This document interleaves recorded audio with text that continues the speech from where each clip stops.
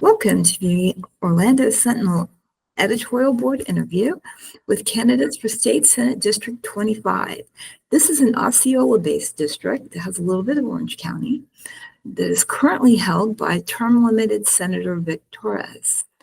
The candidates are Kissimmee-based businessman Jose Martinez, a Republican who faced school board member John Arguello in August, and State Representative Kristen Arrington, a Democrat who is also facing term limits and who beat two other Democrats, including Torres's wife and former Congressman Alan Grayson, to be the Democratic nominee for this district. And we are going to spend a little while asking both of them questions. If you saw our earlier interview, some of these questions will be the same or very similar because they're addressing some of the biggest issues that Florida is facing.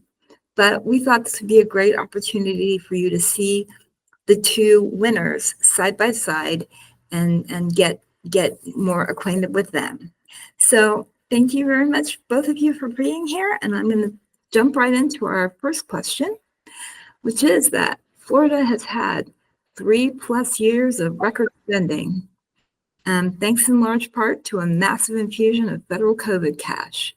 Over the next 2 years, however, state economist Amy Baker says that Florida could go from a $2 billion surplus to a $2.9 billion shortfall. And by the way, I might have said 2 million. It's 2 billion surplus to a $2.9 billion shortfall. What should legislators do in 2025 to start dealing with that budget reality? And let's start with Representative Arrington. Well, thank you for the question, Chris, and thanks for having us both here today.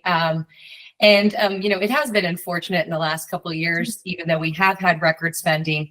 This last year, the governor had a goal of leaving the largest reserves in history. But the positive of that is that we do have some reserves to fall on should we have some economic hardships. I think we'll have about $7 billion of reserves. We do want to keep a hardy reserve because, of course, we know what happened during the middle of a pandemic.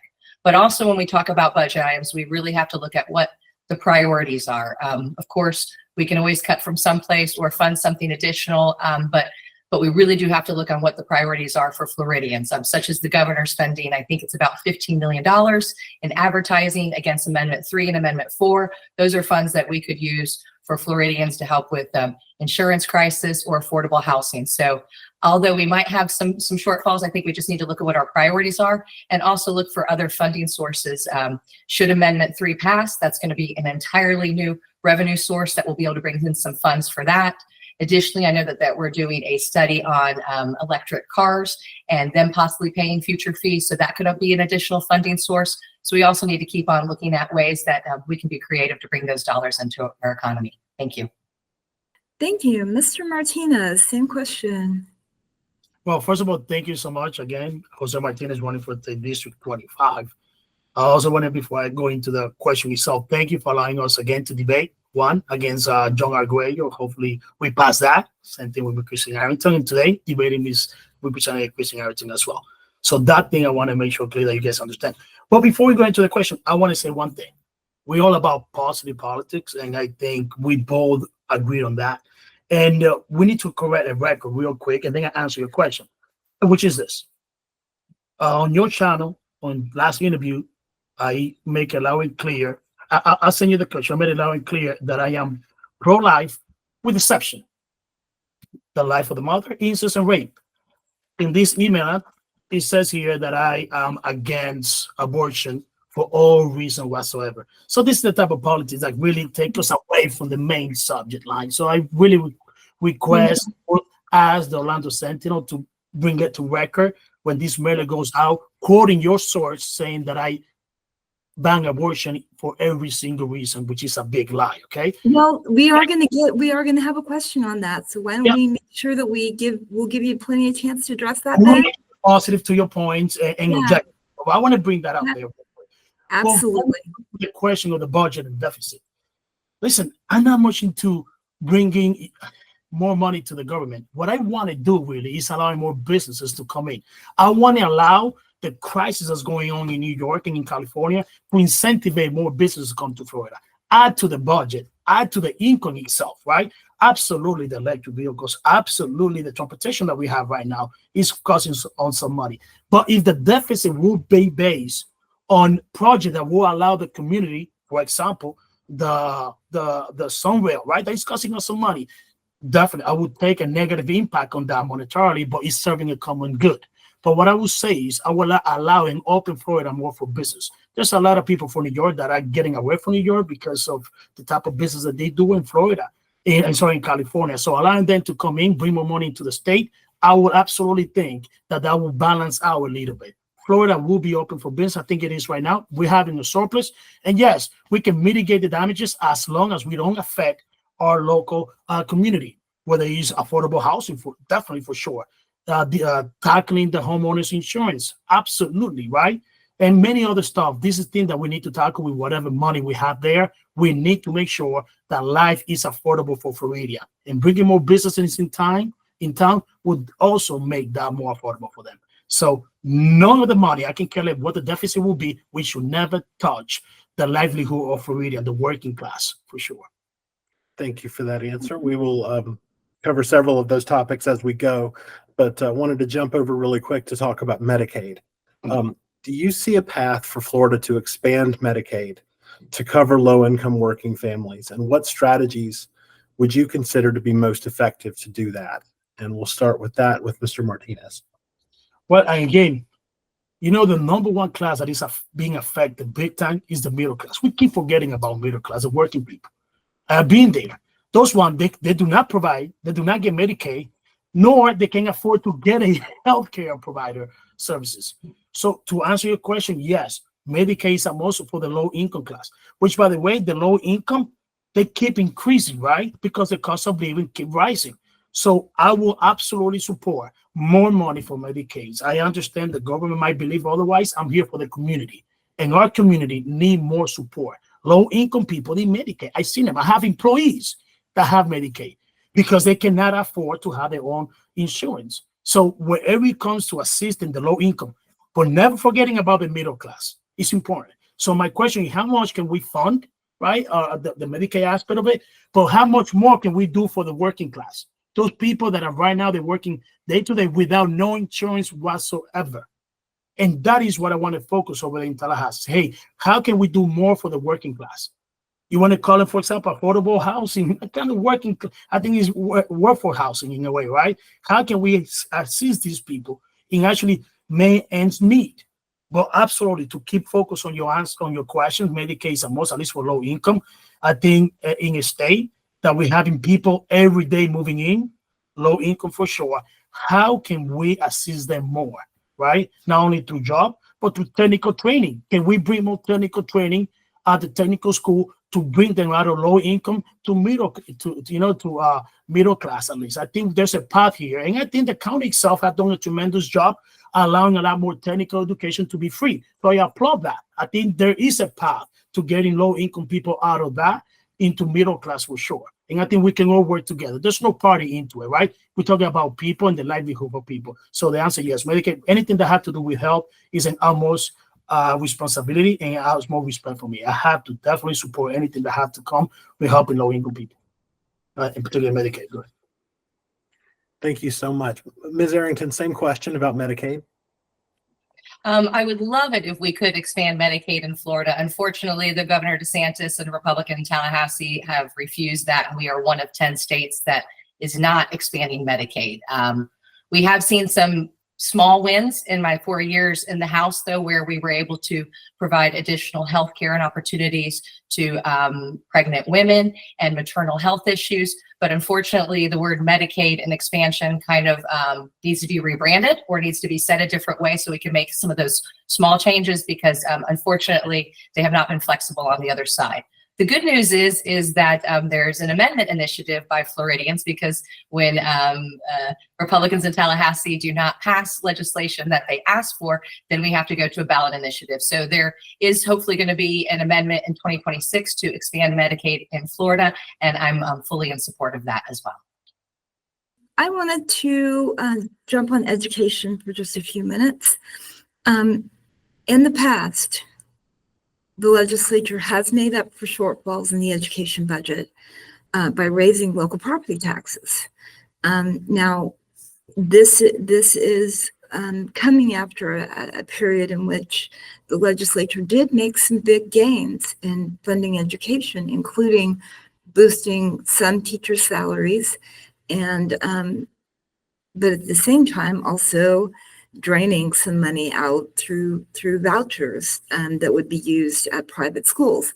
So when you look at the big education funding picture, where would you place the emphasis for education funding, and how would you assure that Florida's taxpayers and Florida's families are getting the best bang for their buck in terms of education funding? And that's a big question. So we'll start with Representative Arrington and we'll move on to Mr. Martinez. Thank you. First off, I did vote no on the voucher school expansion bills that have come before us. I do not support it, at least with the current system in play, where public schools and charter schools do not have the same rules nor the same standards for our students. We have seen with the voucher program, I think the first year was 20,000, and then now this year it's going up to 60,000. There's no income limits, there's no priorities there. So a lot of these students that were already going to a private school, that their families make a lot of money, are being able to now get the voucher to be able to go for that education system.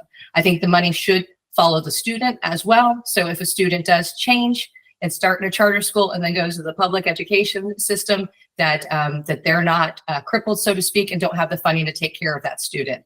Unfortunately, we have not fully funded public education as we should. And in my last 4 years in the legislature, the majority party, unfortunately, has been going more towards a voucher system and not supporting our teachers or our students in the public education system. But to your question, though, about what should be a funding emphasis, I think our teachers and their pay is something that we can all agree on both sides of the aisle.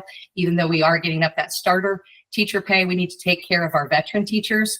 We're giving them all kinds of new laws and statutes and requirements, and also, schools that maybe are unsafe. So let's take care of them. Let's let them know that we appreciate them, not just with funding, but also with the culture. I feel like that needs to change a lot in Tallahassee. Since I've been around the last 4 years, there has been attack on school board members, teachers, and kind of the education in general. And I think that they really do feel that. So I think we need to do a lot of shift there. I do think that this is something that bipartisanship can be effective on, and we can work together to support our teachers. I just unfortunately think that the voucher system is still going to be a problem for some time. Thank you.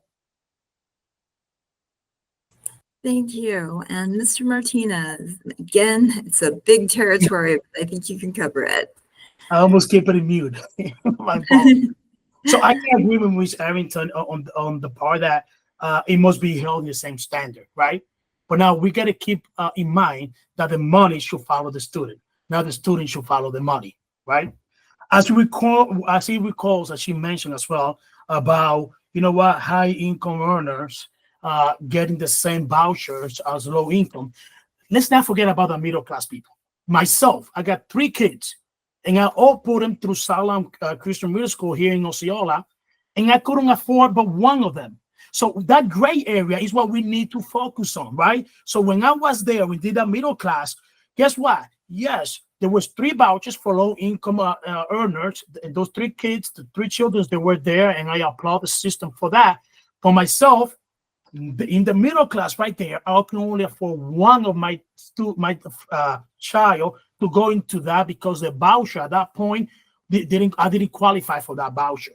And guess what happened? I had 2 options: healthcare for my kids, or pay the 3 vouchers, which are like pay their education, which is like $500 each per month. That was $1,500. So the no limit, it is a good thing.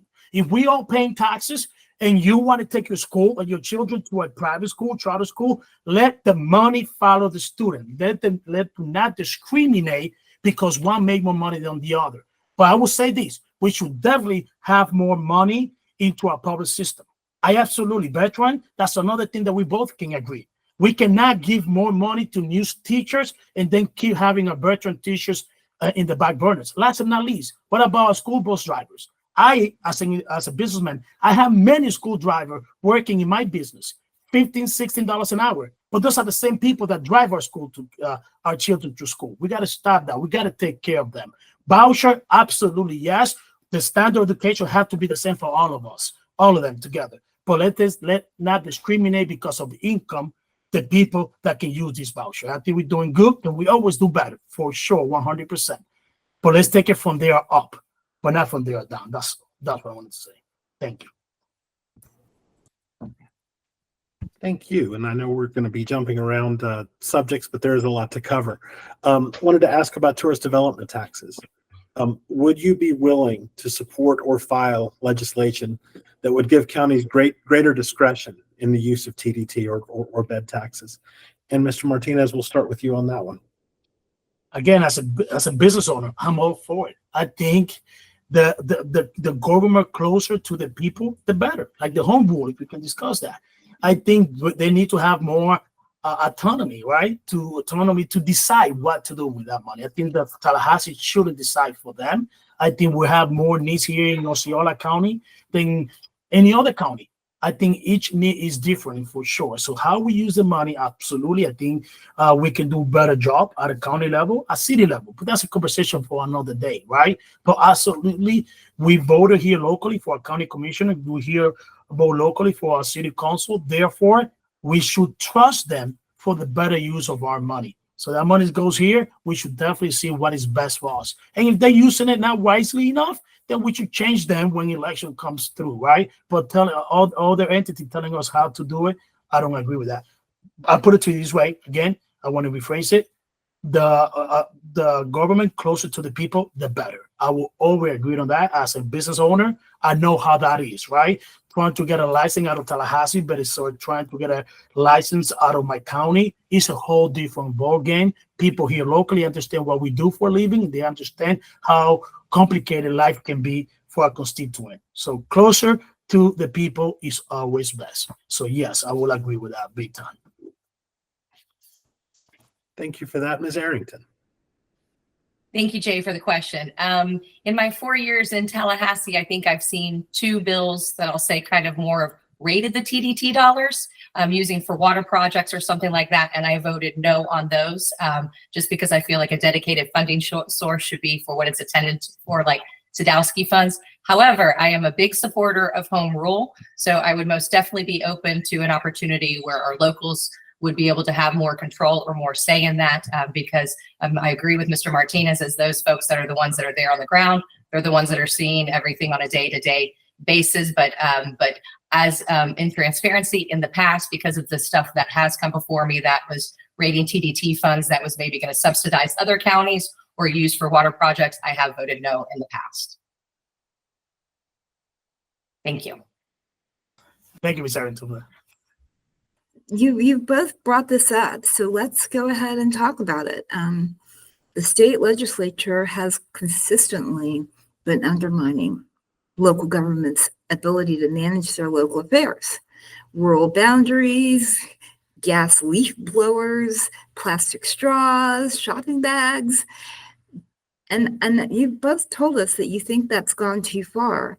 But I'm wondering, which preemptions, as they're called, would you want to try to repeal, if any? And are there places where you can clearly identify that the state legislature you believe has gone too far? And let's start with Mr. Martinez. Again, here we are.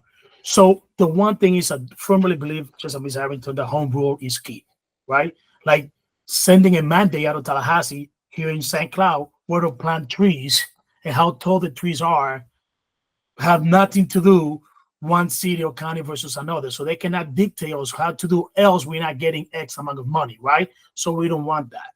As for which one in particular, so let me tell you what I'm going to do when I'm in Tallahassee, right?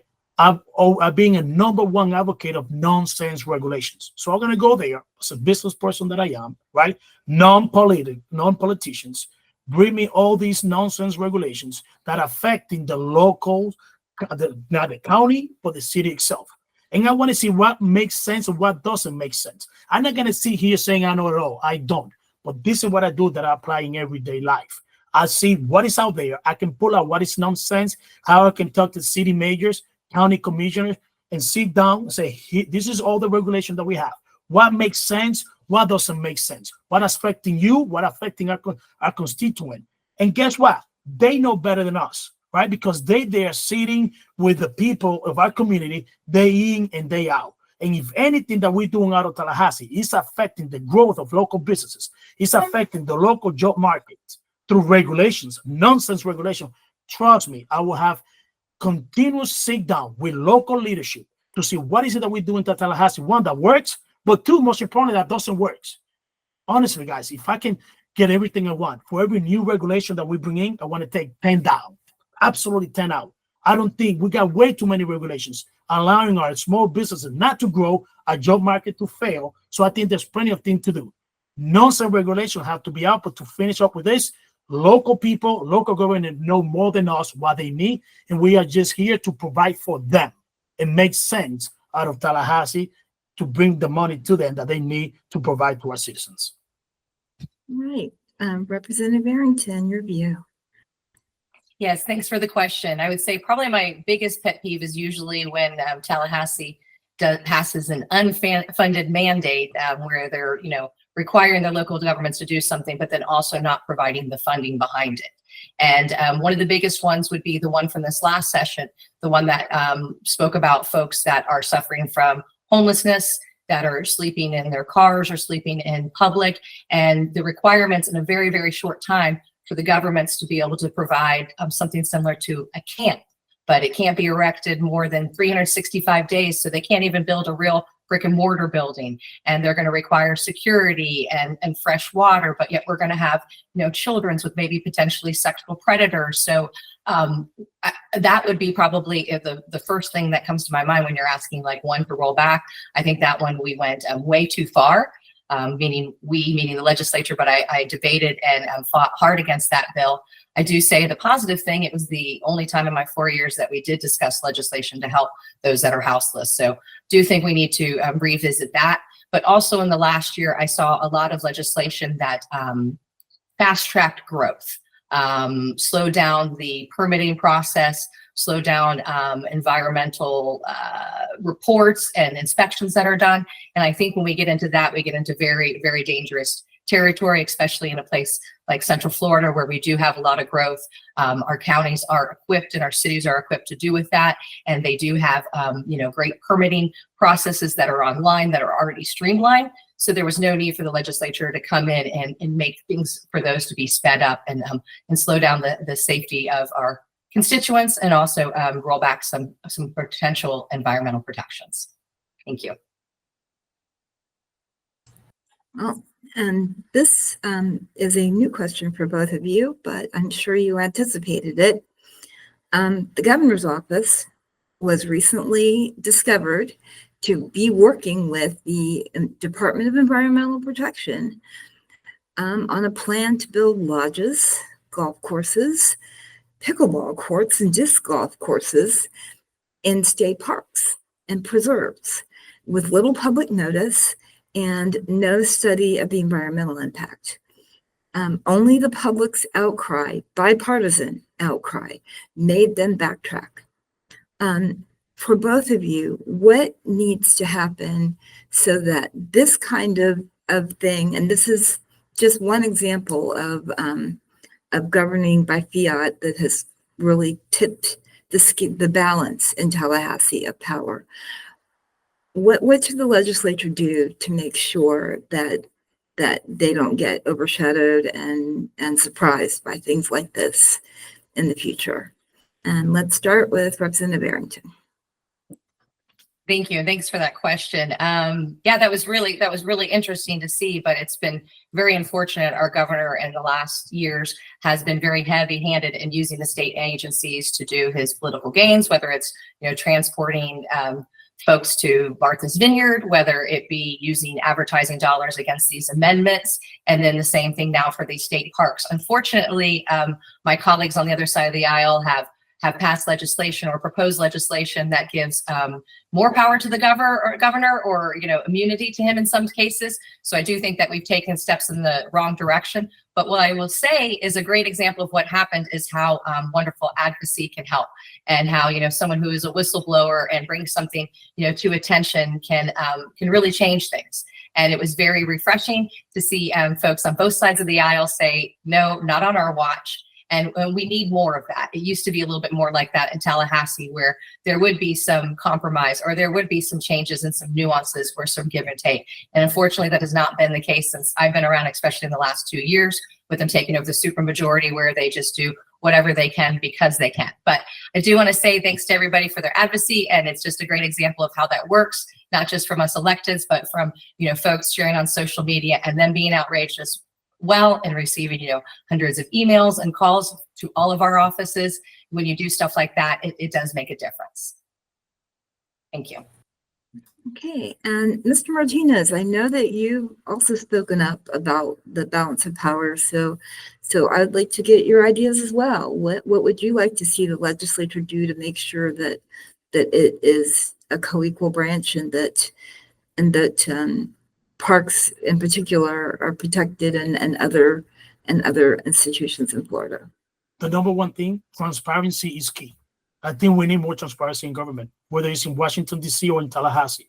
I want to break this party line, right? Whether you're supermajority Republican or you're a Democrat. When it comes to our environment, when it comes to golf courses, I agree. We can both agree that was a really bad decision, whoever was making these type of deals, right? And I don't think there's no party line when it comes to the environment and to the well-being of our community.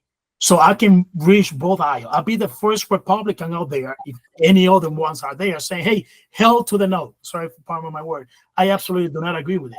I got no attachment. I'm not a politician. I'm a businessman, right? This is the first time I'm going to Tallahassee, if the board vote for me, of course. And I will say this, I'll be the louder voice in there in the Republican Party. But this is the one thing I can say this. I want to bring to Osceola County, as a Republican, yes, in the supermajority, more funds, right? And more money for green spaces, bicycle. How many houses we built in here in Osceola County?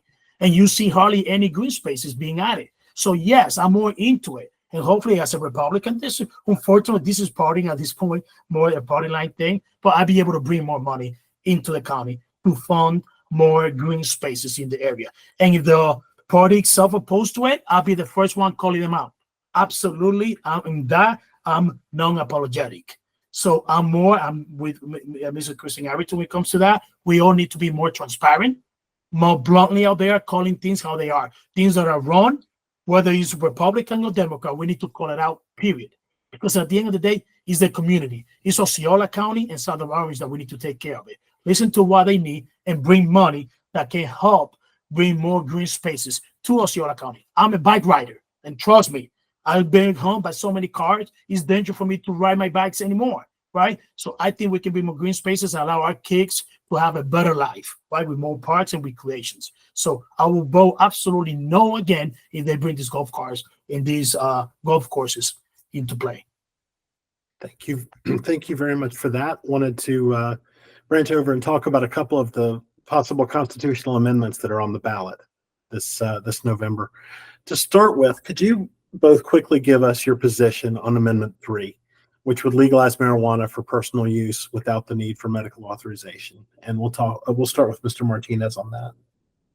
Again, I am against recreational marijuana, but absolutely in favor of medical marijuana.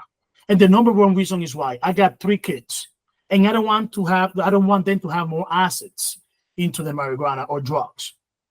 But again, I'm also been to New York, and I also been to California. And as you walk through the street, you can smell that all over the place. It's no longer good to walk through the street of New York without smelling marijuana. And I want to make sure that my kids and the kids of people here in the county and in Florida in general stay away from the access of marijuana. But again, medical marijuana, absolutely. Like I said, on a personal note, my father-in-law had to use it because of his condition. And we need to make sure it is provided to him and make sure he can get access to it. But when you talk recreational, that's a big scope of a significant or where you can say a big scope of business that we can talk when it comes to recreational marijuana. And for the sake of my kids and the kids here in Osceola County, I don't want them to have access to marijuana. Therefore, I oppose that. And that's the number one reason why we oppose to it. But if it passes, again, as a senator, I abide by the will of the people. And if that's what it is, then I have to buy it and I'll be the number one person listening to my constituent. But on a personal note, that's the only reason why I vote against it.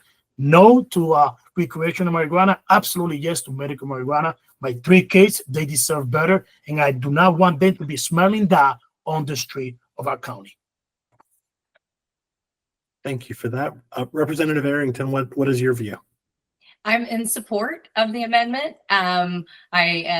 Even though we do have medicinal marijuana, it's very easy for folks to get that medical license. You don't have to jump through a lot of hoops for it anyways. Recreational marijuana would bring in a great taxing source for us. We talked about possible budget shortfalls. I think it would be great. I think we are about 49th in the US for funding for mental health. If we could use the money for that to use for mental health or to help those that are battling addiction.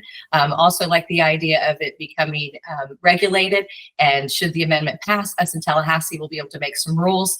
I think it's one of the senators, I don't know if it was Senator Gruters, I don't want to misquote him, but I believe one of the senators had talked about making it where it would not be legal to smoke outside.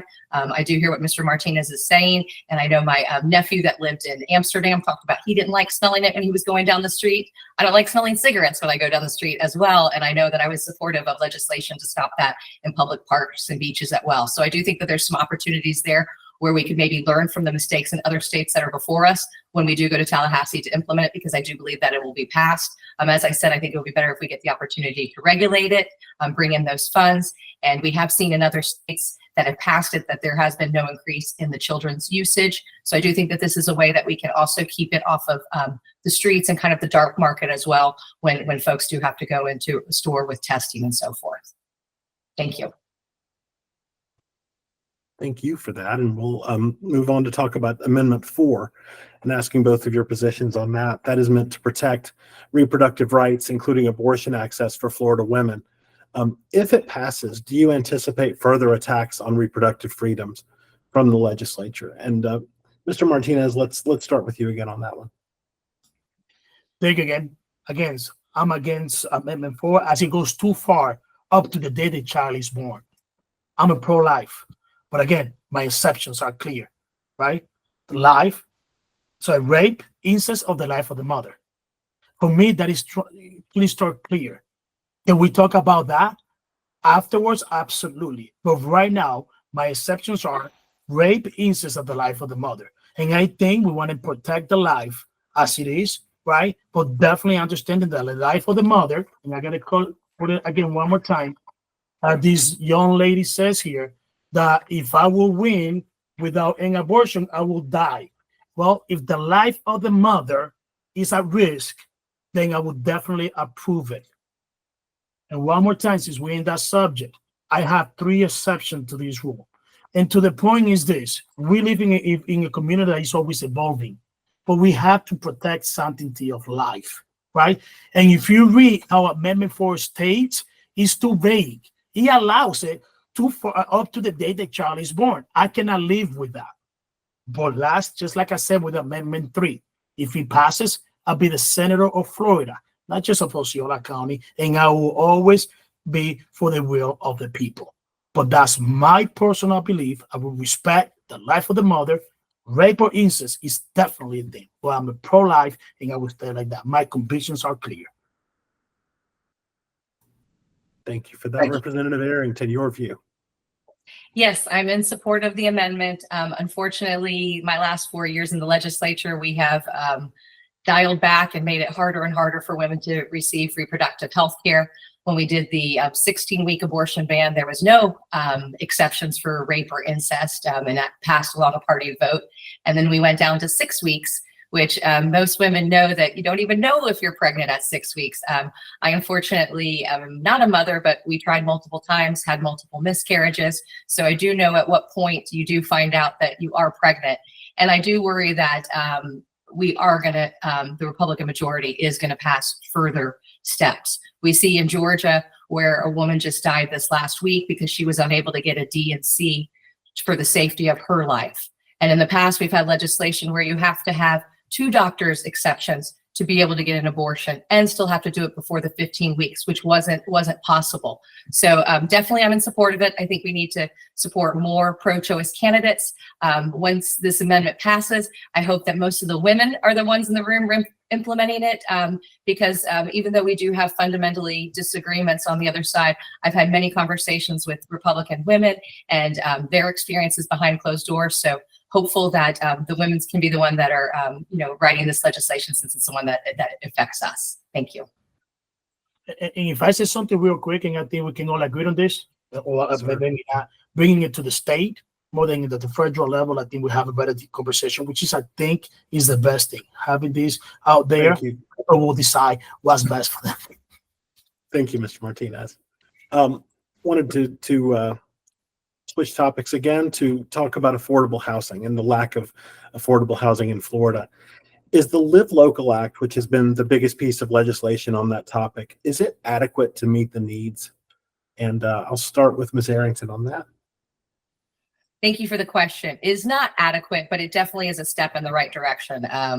I voted for the legislation. I commend the Senate president for taking a heavy lift by doing that, and then doing the Live Healthy Act the next year.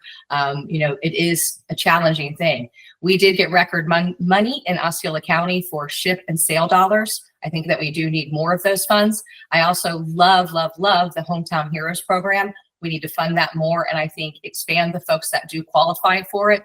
I also think it would be a great idea if we had some rental assistance programs for the same folks that qualify for the Hometown Heroes program to purchase, that they could also get quality rentals for our workforce as well. I know we did some changes this last year to fix some of the problems with industrial and being able to put affordable housing in industrial zones. So I think that we will probably be looking at some additional changes. I know that there's an Orange County commissioner that talked to me about some problems on what the rates versus what the incentives are that we're giving developers. So I do think that there's more that we can do, but like everything, we need more funding. We need more funding for SHIP, SALE, Hometown Heroes, and then the Mind Safe Florida program, I think, is a great program, but that's the hardening of homes. And I think we need more money for that. And we're giving preference to seniors on that program. But I think we also need to look at not just seniors, but properties of preference. If we're trying to get down insurance rates, then maybe we need to give preference to those homes that are older, or those ones that aren't able to get insurance, so that they can get hardened up. And I can't take credit for that, because a constituent did bring that up to me, and I thought that was a great idea. And it's something that I'm looking forward to bringing back to Tallahassee. Thank you for that, Mr. Martinez. Well, I think even though Florida, there's a lot of hardship going on in our county, Florida is prosperous, right? And we're bringing people from all the states like New York and California moving to Florida, creating even a more impact in our livelihood, all right, and cost of living. So I definitely believe in some of the initiatives that the government has been doing, right? Like the Hero Initiative, right? Allowing not just doctors, nurses, and first responders to buy a home, but open up for everyone, right? First-time homeowner. So we need to allow that to happen. But most importantly, I will say this, and I think we can agree on this, on the workforce housing. We see what's going on in Osceola County. We even converting hotels, right, into single apartments or studios, right? Because we need to make sure that life is more affordable for them and they can thrive here into our economy. But when you talk about little more things that we can do, and I think we definitely should bring more money for affordable housing. We could talk about the Sadowski law, right? Which we allow more money to be allocated for low-income people. But I keep saying, right now, low-income people are not the only one that are in need of affordable housing. We have this working class coming in here by the ropes from different states, and they cannot afford living. And I have employees at this level, I would say in the hundreds here in Osceola County, that they cannot afford where they live. At this rent, $1,500, $2,000, that's more than the paycheck that they can get. So they need both people to work, just one of them just to pay rent. So the Sadowski Fund, we need to make sure we use it appropriately for what is intended. As for the senior citizens, absolutely, they're hurting the most, right? They don't have the income that young people have. So we need to bring more money from Tallahassee. And I ended up with this. Remember what I said? I want to come and talk to local municipality, the county commissioner, and the mayors and the city council, what do you need here locally, and what I can bring from Tallahassee to make life more affordable for Central Florida. That is my number one goal, and I think we can all say that is what we need the most, right? And remember, don't forget about those kids living in those hotels. We need to get them out, right? We all do. There's no party when it comes to our children. So I'll leave it up with that. We need more money, definitely for here for Osceola County, District 25. Thank you so much. I could keep you guys sitting here talking all day, and we have so many other topics that we could address. And there is one more that is critical to this issue of affordable housing. And that is that Florida residents pay more and in many cases get less from their property insurance policies. And we are about to find out just how much the changes of the recent 2 sessions are going to impact people who have just lost everything in the past 24 hours. But at the same time, lawmakers have been dragged to Tallahassee again and again and again to fix this situation. There has been no fix in sight. So I'd like both of you to give us your plan again, because I know we talked about this in the primary, for fixing Florida's property insurance market. And we'll start with Representative Arrington. Thank you. And this is probably the one that's the toughest to get the 2 minutes in, but I will do my best. And completely agree with you, Chris, I think I've had 3 special sessions for property insurance. And the last one was when I was reelected in 2022, and we were told, give us 18 months and we will see those rates drop. And we still have not seen them as of yet. During that special session, we gave I believe it was $1 billion, somewhat of a bailout to insurance companies so they could have reissue of insurance, but we didn't give any relief to our business owners or our homeowners that are paying these bills. What unfortunately happens is they just have to pay the bill whenever it comes each year. They don't ever know what it's going to be next or any kind of cap. What Floridians have asked us to do is put a cap on it or to put a gradual increase or no. I think that that's something that we could have done with that insurance fund so we could give relief. I will say the positive thing we did this last session of the tax package, which I was proud to support, is relieve the taxes and fees on the very bottom of a property insurance bill for 1 year. I think we should have done that a couple of years ago, and I hope that we can continue it. It is only a relief of $40, but that's what folks are asking for is relief. We need to get folks off of citizens insurance. Obviously, it's supposed to be for those that are uninsurable, and now it's really just being the last resort for folks that should be able to be insured. So we need to look at creative ways for that. But the problem we've also had is that the insurance companies have been the only stakeholder at the table the last few years. Democrats have filed numerous bills. We filed one this last year that had a lot of different ideas that were given to us by constituents, but none of those bills did get a hearing. None of them were heard. None of them were workshopped. So we need some more opportunity where we actually get all the stakeholders in the room. We passed a towing bill this last year that is something we've fought about for years, getting all the different sides, but we were determined to get everybody in the room together. Not everybody is going to win. We got to have concessions from each folks, but we need to do that and need to not just have it so one-sided. I am a positive person, and I do know that the voters and constituents and everyone is letting us know about this. So I'm hopeful that with the election, maybe there's even some changes or some awareness made. So it's something that we really have to address and sit down and get into the weeds about. Thank you. Thank you so much. Mr. Martinez. Thank you. I want to start by this. I've been misquoted or misrepresented saying that I'm pro insurance company. Guys, I'm a pro small business. And how some of the way we can fix these problems. One for sure, we got to start with the issue. The issue is that we pay 3 times more as the national insurance. We pay over $6,000 versus $2,000 at a national level. So there is a big issue. Yes, we can talk about that 80% of the litigation that happens nationwide happens here in Florida. There's room to improve. But what we can do, number one, is open the door to allow more insurance companies to come in and compete, right? Definitely. We need to have insurance companies, citizens, right, stakeholders together. How can we make this better for us? Because the one thing we can all agree again is unsustainable. That Floridians, including myself, at the business and local level, paying so much. And I used last time, and I will use the same example. in one of my property used to be $6,000. Now I have to pay $18,000. Guess where that money goes to? It's a pass-through, and I don't want to charge the people that are in these in this property more money because they can hardly afford to pay what it is right now. So putting everybody together, but we need to open the door where we can allow more people to come in and compete. I can care less where they're coming from. New York, California, bring more company that can compete among each other. Because I can also agree that the citizen insurance, that's only for those extreme situations. And to your point, that keep increasing, right? So we need to bring the private market in, but we definitely need to have a big sit down together, say, hey, this is not affordable for Florida.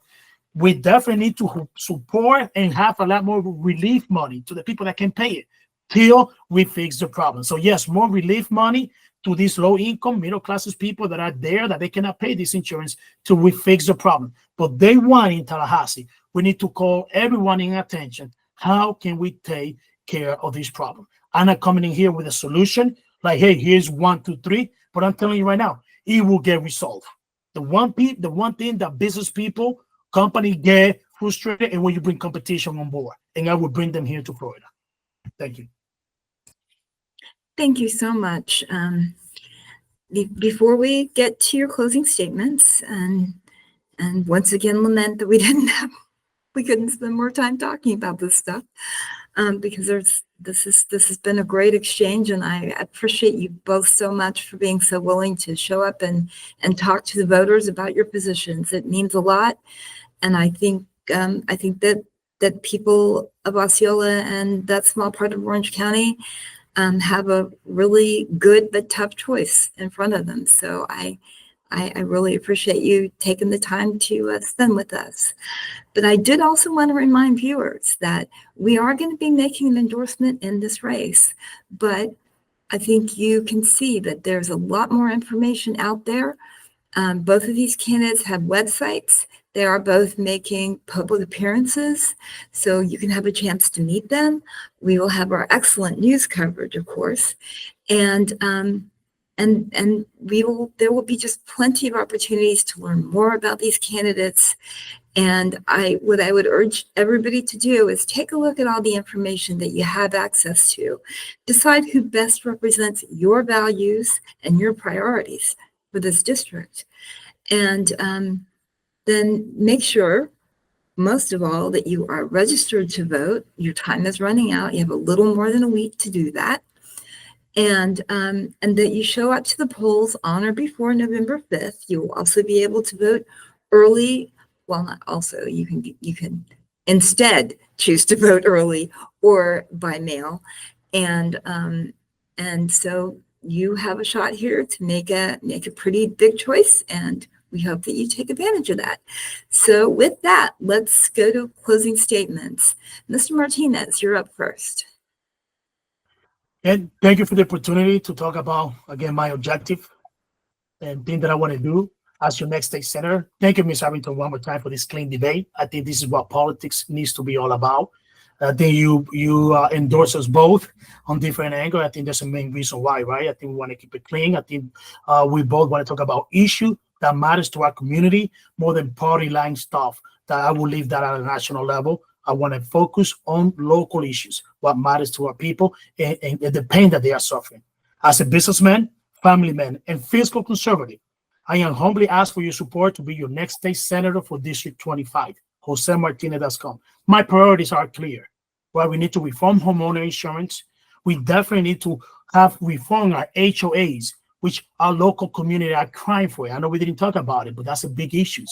Make life more affordable for Floridians. And as a business person that I am, I will make sure that I will take this nonsense regulation that is hurting our local businesses and job market here in Central Florida and bring the government more closer to the people than Tallahassee.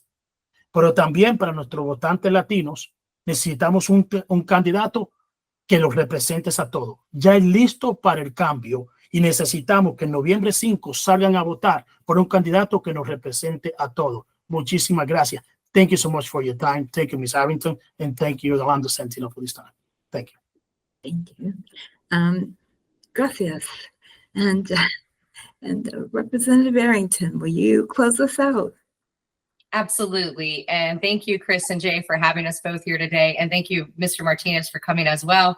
I know when we, some of the other races, not both candidates have showed up. So it's great that we're giving viewers a choice and that they get to see that there are some clear policy differences. My name is Kristen Arrington, and it has been my honor to represent Osceola County in the State House for the last 4 years. And even though Republicans do have all the power, I do not have, the Democrats do not have the numbers. I've been able to really pass meaningful legislation and bring home community dollars each year. We passed legislation to help our first responders and their families, veterans and their spouses, students so they can be workforce ready, transparency for HOA residents, and support for our local businesses. I've been able to bring home funding each year for affordable housing, 3 hotel motel conversions, protections for our firefighters, flooding mitigation, and also this last session, housing for those that are battling addiction and our homeless veterans.